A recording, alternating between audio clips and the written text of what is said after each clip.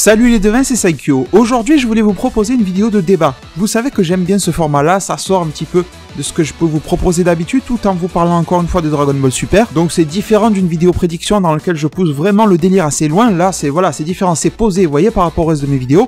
Et du coup, aujourd'hui, le sujet dont je voulais vous parler, et j'en parlais hier sur ma chaîne avec un abonné, et c'est un petit peu ça qui m'a boosté à vous proposer la vidéo beaucoup plus tôt que prévu. Ça m'a fait un petit peu tilter, donc si tu te reconnais en écoutant cette vidéo-là, je te remercie parce que tu as été un petit peu le déclencheur aussi.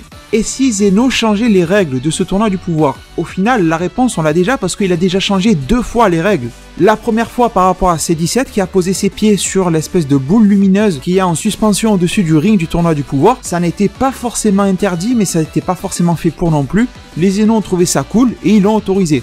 Et ensuite, vraiment, là où c'était vraiment très litigieux, c'est le Mafuba et la jarre Mafuba, etc. de la part de Kame Sennin. Ça a même provoqué une petite dispute entre Kitara et Beerus. Les Zeno étaient très énervés et ont dit non, c'est cool, on veut voir ça dans le tournoi du pouvoir. Et bim, ça a été validé dans les règles. Après, bien sûr, ça a ouvert la porte à d'autres trucs, un petit peu comme Dark Ori grâce à ses talismans, si vous voulez le compter comme un 3e changement de règles. Mais j'ai englobé un petit peu les deux ensemble. Donc on a compris que les règles ont été éditées, on ne sait pas trop ni par qui ni comment, on a l'impression que c'est le Daishinkan qui a rédigé le document, mais est-ce que c'était sous la demande de Zeno ou est-ce que le Daishinkan a improvisé lui-même les règles? Vous savez, l'espèce de livre que même le Kaioshinro était en train de relire à un moment pour voir si c'était autorisé ou pas. Quand Freezer leur a demandé est-ce que je peux venir dans l'univers 9 et ils étaient en train de regarder, non, ça n'était pas écrit, vous voyez. Donc possiblement Freezer pouvait changer d'univers avant le tournoi. Donc il y a une espèce quand même de cahier des charges, mais on ne connaît pas du tout le contenu, mis à part les quelques règles basiques, pas voler, machin. Sachant que c'est même pas une règle, c'est carrément impossible de voler, en tout cas pour le moment. L'interdiction de tuer, machin. On connaît, voilà, une dizaine de règles, en gros, à tout casser, j'ai pas compté. Mais on a quand même vu qu'il y avait un livre énorme contenant des règles. Tout ça sortir de la tête des Zeno. Donc forcément, ça vient du Daishinkan qui a voulu poser un minimum de réglementation, je pense. D'ailleurs, ça pourrait servir d'élément scénaristique, comme quoi aucun des dieux, par exemple dans l'univers 7, n'a lu ce fameux document, à part Whis peut-être, et que d'un coup, quelqu'un, Goku ou n'importe qui, va enfreindre les règles sans le savoir, en faisant un truc tout banal. Je dis n'importe quoi, mais imaginez, il y a une règle impossible d'éliminer plus de 15 adversaires. Arrivé au 16e, vous êtes aussi éliminé. Je dis ça, mais vraiment au pur des hasards. Bah forcément, sans vous en rendre compte, vous éliminez le 16e et vous êtes foutu aussi. Ça serait assez drôle d'avoir des règles qui sortent comme ça, tout simplement par faute d'inattention, ne pas avoir lu le manuscrit, j'ai envie de dire, contenant les règles. Donc ça, c'est un premier point, mais c'est pas le sujet vraiment du débat. Ce que je voulais vous dire, voilà, c'est cette possibilité dans le futur du tournoi du pouvoir. Bien sûr, je vais m'appuyer un petit peu sur les spoils, donc je vous préviens dès maintenant, si vous n'aimez pas les spoils, je vous remercie d'être passé, mais ça va quand même contenir un minimum de spoils, sinon c'est difficile d'en parler avec vous. Je vais pas tout dévoiler, mais quand ça me permet de rendre ma phrase un petit peu plus concrète, vous voyez, de servir d'exemple, je le ferai. Du coup, un grand merci à tous ceux qui partent et à tous ceux qui restent dans tous les cas. Merci énormément à vous tous. Mais est-ce que de gros changements de règles peuvent arriver dans ce fameux tournoi du pouvoir si Zeno trouve ça cool? Ou les Zeno? Eh bien, bien sûr que oui. Et justement, si vous voulez mettre sur pause cette vidéo dès maintenant et m'écrire en zone commentaire à quel changement de règles vous vous attendez dans ce tournoi du pouvoir, je suis vraiment très curieux de le savoir parce que, sincèrement, j'aurais pu vous sortir une liste énorme de tous les changements qui seraient possibles. Bien sûr, pour que ma vidéo soit claire, je vais rester sur 2, 3, 4, enfin un grand max, vous voyez. Je vais pas trop m'éparpiller non plus. Et je vais essayer de rester sur ceux qui bouleverseraient complètement l'ordre du tournoi du pouvoir. Après, des changements de règles, on peut vraiment en trouver des tonnes. Et je vais commencer très bêtement par celle qui me saute aux yeux dès que j'essaie de réfléchir à un changement de règle de la part de Zeno. Tout simplement ce fameux droit de tuer, étant donné qu'au final un univers qui perd serait détruit par Zeno. Est-ce que l'on ne pourrait pas quand même accepter que les mortels s'entretuent? Bon après vous allez me dire, je vous sors un exemple, c'est pas du tout une prédiction. Imaginez que les règles changent et que tous les combattants restants de l'univers 7 se fassent tuer. Ça veut dire qu'à la fin, imaginons que Goku gagne, allez voilà, donc Goku et son univers sont sains et saufs, mais Gohan, Piccolo, Vegeta, tout ça serait crevé. Sans parler des Dragon Ball, on peut les ressusciter, tout ça, c'est pas ça le souci. Cette logique que je vous donne, elle s'applique à tous les univers, c'est pareil pour l'univers 2. Imaginez qu'il reste que le Yardra et que les autres se soient fait tous tuer, c'est quand même assez triste comme constat, alors d'accord. C'est moins triste que de se faire effacer de toute forme d'existence possible, parce que c'est ça qui se passe quand Zeno détruit un univers, mais le constat reste quand même un petit peu lourd, surtout quand on connaît les personnages, univers 6, univers 7, il y a un émotionnel qui se crée. Si on voit tous les robots de l'univers 3 crever, ça va pas nous faire grand chose, mais je suis sûr que vous m'avez bien compris. Donc c'est vrai que c'est pas très juste de se dire ouais mais de toute façon ils vont crever donc on peut autoriser de tuer, non. Parce que peut-être que le but de cette règle là de ne pas tuer, c'est pour faire en sorte que l'univers qui gagne, eh bien il aura gagné et il n'aura rien perdu. Il y aura personne de chez lui qui sera mort ou quoi que ce soit. Bon, en tout cas ce que je viens de développer c'est un argument contre cette idée là, vous avez raison. Mais maintenant, imaginons que ça se fasse quand même. Ça ouvre la porte à pas mal de choses. Et par exemple, là on est en plein dedans par rapport à l'épisode 107, etc. Les cas de Freezer et Frost. S'il y en a bien un qui a envie de tuer dans ce tournoi du pouvoir, c'est pas Frost, c'est Freezer. Ça a été même sa première question dès que Goku est venu le recruter. Est-ce que je pourrais tuer? Vous voyez, le mec est complètement cinglé, il veut tuer. Et bon, pour le moment, en contrepartie, il se met à torturer des gens de l'univers 10, machin. Donc vous voyez que dans tous les cas, c'est un vicieux, vous voyez, dans sa tête. Et si ce mec-là a le droit de tuer, ça peut devenir très sanglant, c'est le mot. Et vous allez voir que si on additionne ça à un deuxième changement de règle dont je vais vous parler juste après, ça peut causer d'énormes dégâts. Avant d'en arriver là, bon, bien sûr qu'avec la collaboration à venir entre Freezer et cette trahison, et Frost, eh bien Freezer pourrait demander à Frost de tuer telle ou telle personne et inversement, dans son propre univers. Et forcément, les Saiyans seront probablement les premiers visés. Mais après, il n'y a pas que ces deux-là qui seraient très intéressés par le fait de tuer, et il y en a beaucoup d'autres qu'on ne connaît pas. Univers 2, 3 ou autres qui seraient intéressés, je pense aussi. Mais il y en a un, bien sûr, c'est Hit, l'assassin légendaire de l'univers 6. Assassin, ça veut dire ce que ça veut dire, il tue. Et un assassin qui ne peut pas tuer, ben c'est un petit peu con comme principe, vous voyez. Donc pourquoi pas avoir une phase en deux temps par rapport au personnage de Hit. Un Hit qui sera très limité dans une première partie du tournoi dans laquelle on ne peut pas tuer. Et un Hit qui sera très nettement libéré justement si le fait de tuer est autorisé. Et qui pourra utiliser ces fameuses techniques d'assassin sans aucune retenue au final. Donc tout ça c'est un très bon point aussi au niveau du scénario pour avoir quelque chose de tout nouveau et de tout frais dans ce tournoi du pouvoir. Parce que là on a l'impression que ok, il y a des combats qui s'enchaînent, mais on tourne un petit peu en rond. Au final, on a l'impression de regarder des épisodes pour patienter, de temps en temps une belle surprise comme l'épisode avec Kame Sennin, mais on a tous les yeux vers le Goku versus Jiren. Mais moi, un arc, j'en attends plus qu'un combat. J'en attends des émotions, de la belle écriture de personnages, de l'histoire de fond, j'en attends des tas de choses. Je peux vous faire une liste pendant 3 heures. Bon, et sinon je continue. Forcément que le droit de tuer sera un désavantage pour l'univers 7. Car si vous regardez bien dans les gars qui restent de l'univers 7, globalement, ils n'aiment pas tuer. Et même, ils se refusent tous à tuer ou presque. Même si bon, un Vegeta pourrait le faire sans trop de problème. Mais franchement, j'imagine pas Goku ou Gohan tuer leur adversaire même dans un tournoi comme ça. Et ça, scénaristiquement, c'est intéressant de voir le héros bloqué par quelque chose. Cette espèce de handicap qui repose sur sa tête, vous voyez. Donc vous vous rendez compte que même si je vous ai cité dès le début, j'ai fait exprès un argument qui va contre, ben derrière on peut dérouler pas mal d'arguments qui vont pour et qui donnent une très belle vision des choses de l'avenir de la série. Et tout à l'heure je vous ai parlé d'un truc, je vous ai dit il y a un deuxième changement de règle que l'on pourrait combiner avec celui-ci et qui donnerait quelque chose d'énorme. Et bien ça serait tout simplement là, donc deuxième changement de règle possible, le droit de se battre contre les propres membres de son univers. Et là on est dans un contexte où ça serait parfait parce que la trahison de Freezer et de Frost va se révéler. Mais au final, Frost n'est pas censé taper contre les gars de son univers, et Freezer n'est pas censé taper sur les siens non plus. Mais imaginez qu'il puisse le faire, et que en plus, il puisse le faire en tuant leurs propres camarades, en quelque sorte. Donc forcément, on aurait des combats épiques qui se lanceraient contre les Saiyans. Et je sais que vous êtes très nombreux à vouloir du Vegeta contre Freezer, à vouloir du Freezer contre Kale, à vouloir du Frost contre Kiabe ou contre Caulifla, vous voyez ce genre de choses, et je suis tout à fait d'accord avec vous. Surtout que si derrière ça leur donne le droit de tuer, ben, l'aspect émotionnel sera mis en avant parce que Freezer va vouloir toucher là où ça fait mal. Et tuer par exemple un Kame Sennin, tuer un Piccolo, tuer quelque chose comme ça, un Gohan même si bon, faudra se lever tôt pour essayer d'y arriver. Mais c'est quand même jouable scénaristiquement et ça crée une intensité que l'on n'avait pas forcément vu venir. Et tout ça pourquoi? Parce que les deux petits Zeno s'ennuient dans le tournoi du pouvoir et veulent quelque chose de beaucoup plus cool, et bim, on change les règles. Et ce qui me fait penser que ça pourrait arriver très rapidement, c'est pas juste le fait que Zeno s'ennuie. Je sais pas si vous avez remarqué, mais un changement de règles, pour le moment, ça arrive pour deux raisons combinées. La première, c'est que Zeno s'ennuie, mais Zeno de lui-même n'a pas d'idée, vous avez remarqué ça? Il faut qu'il y ait quelque chose qui se mette sous ses yeux, qui va le stimuler un petit peu, je vais dire ça comme ça, et qui va lui donner l'idée, ben tiens, je vais autoriser ça. Kame Sennin commence à faire un Mafuba, je m'ennuie, bon ben, j'autorise le Mafuba, allez vas-y, fais-moi en voir plus. Donc je pense que Zeno qui s'ennuie, c'est une condition qu'on réunira très facilement, et derrière, faut quelque chose, eh bien la trahison de Freezer et de Frost.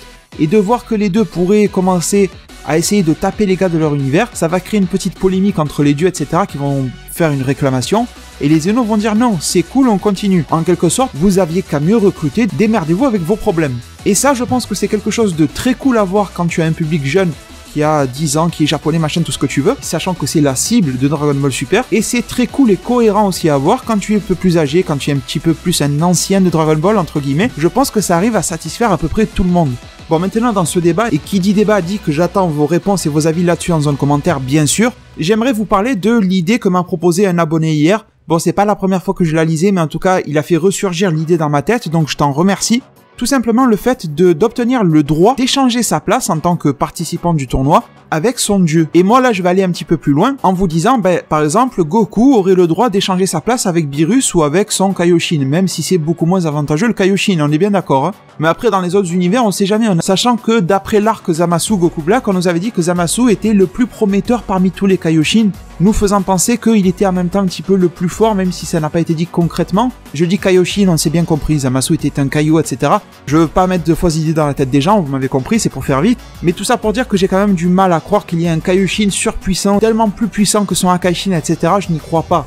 Quand je vois la gueule des Kaioshin, ils ont tous l'air d'être plus ou moins pareils. Mais ça serait aussi une belle surprise au niveau du scénario, où tout simplement, un Kaioshin ça peut être intéressant, pas pour la force brute, mais pour toutes les techniques spéciales, un petit peu psycho, etc. qu'ils ont, que les Akaishin ne nous ont jamais montré jusqu'à présent. Mais bon, c'est vrai qu'on s'attend plus à voir un Akaishin sauter au combat qu'un Kaioshin, je suis bien d'accord avec vous.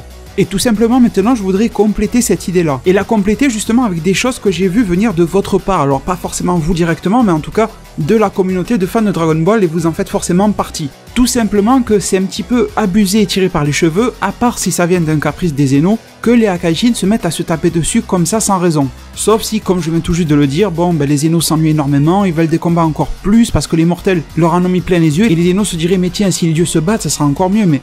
Sinon, il n'y a pas de raison majeure pour que ça arrive. Eh bien, une des idées que vous avez été aussi nombreux à me proposer en zone de commentaires et qui est plutôt intéressante, et je voudrais vous en parler aujourd'hui, c'est tout simplement, même si on sait que durant le combat Goku contre Jiren, il y aura encore d'autres combats, on a tous plutôt en tête le fait que ce combat-là, Goku-Jiren, sera un petit peu ce qui va sceller le sort de ce tournoi. Ça ne veut pas dire que ça sera le dernier combat en jeu, il pourra rester Vegeta et je sais pas qui, vous voyez, je dis n'importe quoi, mais on a l'impression que si un tournant du tournoi, c'est un petit peu bizarre ce que je viens de dire, mais doit être pris, ça sera grâce ou à cause de ce combat-là. Disons justement qu'on arrive un petit peu au maximum de ce que peut nous donner le tournoi, et que Goku contre Jiren, ça finit par une égalité. Il pourrait rester d'autres combattants, Goku et Jiren seraient toujours sur le ring mais à moitié KO, double KO, quelque chose comme ça, sans qu'ils se soient éjectés, comme ça les laisse pour se relever plus tard, etc. Mais qu'au niveau des Zeno et du Daishinkan, on sent que ce conflit-là ne va pas être réglé, parce qu'au final, ça va faire une égalité entre deux univers par exemple, le 7 et le 11. Eh bien l'idée que vous avez été nombreux à me proposer, ça serait d'avoir un Vermouth contre Beerus. Et bien sûr que l'idée est cool et très classe en soi, mais je pense qu'il y a un souci quand même à ça. C'est tout simplement qu'il n'est pas question de combat entre dieux dans ce fameux tournoi du pouvoir, mais il est question d'univers dont le niveau de qualité des mortels, c'est-à-dire des civilisations, est bas. Ce n'est pas un niveau de puissance, ce n'est pas juste un tournoi du pouvoir à proprement parler, même s'ils l'ont appelé comme ça. En réalité, c'est pour faire en sorte que parmi tous les univers qui plombent le niveau de qualité de vie des mortels dans le multivers, qui est composé de 12 univers, eh bien on veut en exterminer 7, et celui qui gagnera par la force, eh bien sera préservé d'une destruction et donc du mort, pire qu'une mort, d'un effacement imminent. Le deal c'est ça, sachant que Zeno à la base avait prévu de détruire carrément les 8. Si vous voulez un petit peu mon contre-argument et ma question, c'est quel est l'intérêt? Mis à part que c'est cool de voir un combat comme ça, mais quel est l'intérêt dans un tournoi qui est censé faire en sorte que les univers au plus bas niveau de mortels, de civilisation, se foutent sur la gueule et règlent leur compte, entre gros guillemets, eh bien de faire intervenir des dieux. Alors oui, il y a le côté ce sont les dieux qui ont mal géré les univers, donc c'est un petit peu aussi à eux de participer et d'en payer le prix. Mais bon, si tout le monde commence à rejeter la faute les uns sur les autres, au final on ne saura même plus à qui elle appartient.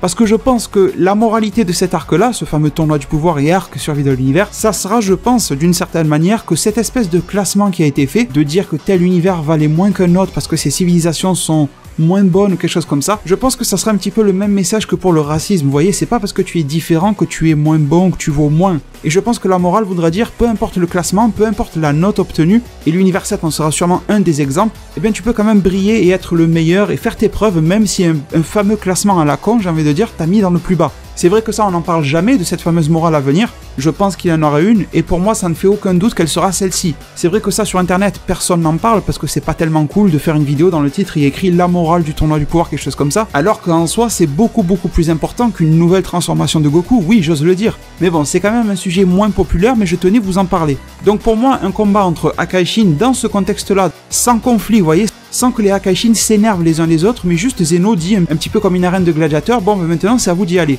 Alors que les deux ne voulaient pas forcément se taper dessus. Le seul vrai intérêt que j'y vois, c'est que c'est cool, et que ça serait très vendeur. Financièrement, ça serait une réussite, ça c'est clair. Mais après, est-ce que artistiquement, scénaristiquement, ça serait une réussite? Bah moyen, hein, à voir quand même comment ils vont tourner ça. Donc les devins, avant de vous quitter, je vais vous partager mon idée la plus floue et sur laquelle je vous attends vraiment énormément en zone commentaire. C'est un sujet sur lequel je travaille en fond, si vous voulez, je ne vous ai toujours pas proposé de vidéo là-dessus parce que pour moi c'est pas clair, mais j'en profite pour vous en parler aujourd'hui et ça pourrait m'aider justement à mieux construire ma vidéo à venir là-dessus. Vous avez toujours de très bonnes idées à me proposer, donc autant en profiter, j'ai envie de vous dire. Et bien tout simplement, dans ces histoires de tournoi du pouvoir de manière générale et aussi dans cette histoire de changement de règles, pour rester collé à mon sujet de vidéo, eh bien quel est le rôle pour les univers qui sont dispensés? Les fameux 4 univers qui ne participent pas au tournoi du pouvoir, car d'après ce fameux classement, eh bien leur civilisation et la gestion des destructions et des créations par leurs Kaioshin et Akaishin étaient quasi irréprochables. Si vous me suivez depuis plusieurs mois sur ma chaîne, vous savez qu'en gros il n'y a que les 2 premiers univers qui valent vraiment la peine et que les 2 autres sont en haut du classement mais qu'ils pourraient vite passer en dessous. D'ailleurs l'univers 11 de Topo, là, de Vermouth, était vraiment à la limite d'être dispensé de tournoi parce que sa note était très proche de passer dans ce top classement en termes de qualité des mortels. C'est vrai que pour le moment ces univers dispensés, bon on a vu les Akaishin se battre en début d'arc tournoi du pouvoir, mais pour le moment on les voit peu. Les seules fois où on les voit, c'est quand il y a une petite phase de forte intensité dans le tournoi du pouvoir, ou alors au moment des 2 destructions d'univers, on a vu leur tête apeurée, machin, même si ce n'était pas eux qui se faisaient détruire, ils ressentaient quand même quelque chose, du moins dans l'anime, on verra ce qu'il en est dans le manga, voir s'ils ont plus ou moins de cœur, mais à part ça, rien du tout. Pour le moment, on va dire que, mis à part meubler et être assis et faire un petit peu partie du décor, ils servent à pas grand chose. C'est un petit peu dommage pour le moment, mais il y a sûrement des plans qui leur sont réservés. Et au pire, si un plan ne leur est pas réservé dans ce tournoi ou dans cet arc-là, ben ça sera pour l'arc suivant, ça ne fait pas de doute selon moi. Mais si on se met dans l'idée qu'ils vont servir à cet arc-là, ce qui serait assez cohérent, ça sert à rien d'avoir des éléments qui servent à rien. Sinon, il nous suffisait de dire, bon, ben il y a 4 univers dispensés, ils font leur vie, ils avaient même pas besoin de venir au tournoi du pouvoir. Pourquoi est-ce qu'ils sont là? Ils doivent quand même servir un minimum, vous êtes d'accord avec moi? À part peut-être pour vendre des cartes Dragon Ball Heroes, même si ça rapporte, c'est un petit peu léger. Donc vous voyez, ces univers-là serviront-ils d'alliés, d'ennemis ou un petit peu des deux, par exemple en formant des camps, si ce fameux tournoi dégénère? Ça, c'est une vieille question. Mais la nouvelle question, c'est surtout, est-ce qu'ils vont avoir, sans parler d'ennemis ou d'alliés, est-ce qu'ils vont avoir un rôle direct dans ce fameux tournoi? Si par exemple les Zénons en ont marre, parce que tout simplement je vous ai dit tout à l'heure que au final c'était à peu près tous les univers qui étaient un petit peu dans la merde, qui eux d'après leur biographie sur le site officiel de Toei Animation, ou d'après aussi le dernier magazine V-Jump en date, eh bien ils sont vraiment top classement, avec une qualité de vie très prestigieuse, etc. Donc limite rien à redire chez eux, chez Ivan et Jin comme Akaishin, mais chez les 2 autres déjà c'est beaucoup plus limite. Donc est-ce que les Zénons ne pourraient pas en avoir marre de tout ça, et ne vouloir au final qu'un seul univers, et stopper cette histoire de multivers? Au final, ils en ont déjà pété 6, là ils en pètent 8, sauf les 2 premiers du classement. À la prochaine destruction, il ne restera pas grand chose. Si dans quelques milliers, millions, milliards d'années, Zeno veut encore péter des univers, en sous-entendant qu'il n'en a pas construit entre-temps, eh bien il en restera combien? Parce que là, à la fin de ce tournoi, imaginons que le tournoi se déroule de manière classique, eh bien il ne restera plus que 5 univers, les 4 dispensés, plus celui qui gagnera le tournoi. Donc si Zeno, au bout de quelques temps, veut en détruire, ben il va en détruire combien? Peut-être au moins 3-4, vous voyez, c'est ça le truc. Et justement, est-ce que Zeno ne voudrait pas en arrêter avec ce fameux multivers qui cause des problèmes que l'on a peut-être du mal à surveiller? Exemple, le cas Zamasu. Personnellement, je trouve que Zamasu était limité en termes de puissance pour pouvoir vraiment affecter des dieux comme le Daishinkan et Zeno, et en plus il était un petit peu chanceux. Il a dit lui-même, le corps de Goku n'était qu'une opportunité à saisir, c'est-à-dire que sans le corps de Goku, le gars n'aurait pas pu aller faire autant de choses que ça dans son plan, vous voyez. Il aurait eu l'immortalité certainement, mais ça aurait été beaucoup moins dangereux, sachant que la puissance de Goku ou celle de Black n'a strictement rien à voir avec celle d'un Daishinkan, d'un ange ou d'un Akaishin, tout simplement. En tout cas, je parle bien sûr du Goku actuel, pas d'un Goku avec une hypothétique future transformation, quoi que ce soit, ça on n'en sait rien. Donc, pourquoi ne pas passer un système d'univers au lieu du système actuel de multivers? Ce qui ferait que d'un coup dans le tournoi, le Zeno annonce que les autres univers doivent aussi se foutre sur la gueule d'une certaine manière ou quelque chose comme ça. En plus, ça justifierait le titre de l'arc, la survie de l'univers. Ça voudrait dire que vraiment dans cet arc-là, il n'y aura qu'un univers qui est censé survivre. Parce que si vous regardez bien, des univers qui survivront encore après ce tournoi-là, il y en aura théoriquement 5, comme je viens de le dire. Donc le titre de l'arc devrait surtout être la survie de l'univers faisant partie du classement dont la qualité des mortels est la plus basse. Vous voyez, c'est un titre à rallonge. Bon, je sais que je force un petit peu, mais c'est pour vous faire passer l'idée, vous voyez. Donc, quelque part, quoi de plus logique que d'avoir un seul univers qui peuple une seule timeline? C'est à peu près logique comme idée, hein. Mais bien sûr, vous l'avez déjà sûrement remarqué, il y a un gros problème à cette idée-là que je vous propose, même si elle peut être séduisante pour le côté dramatique de la suite de l'arc, etc. Mais quand même, le problème, c'est que les mortels de ces univers-là, des univers dispensés, ils ne sont pas là. Il n'y a que les dieux qui sont présents au fameux tournoi du pouvoir. Donc là, on peut encore s'amuser à coupler certains changements de règles. Par exemple, le fait que Zeno veut exterminer tous les univers sauf un, et que du coup les mortels des univers dispensés ne sont pas là, donc ça va forcer les dieux à se taper entre eux. Bon, c'est vraiment un délire très poussé, il n'y a concrètement aucun élément pour le penser. Donc c'est juste vraiment une idée dans l'air que je vous propose. Ça n'a rien d'une prédiction, ça n'a rien d'une affirmation, quoi que ce soit. Mais ma manière d'aborder mes vidéos débat est très différente de ma manière d'aborder une vidéo de spoil ou d'aborder une vidéo de prédiction, tout simplement.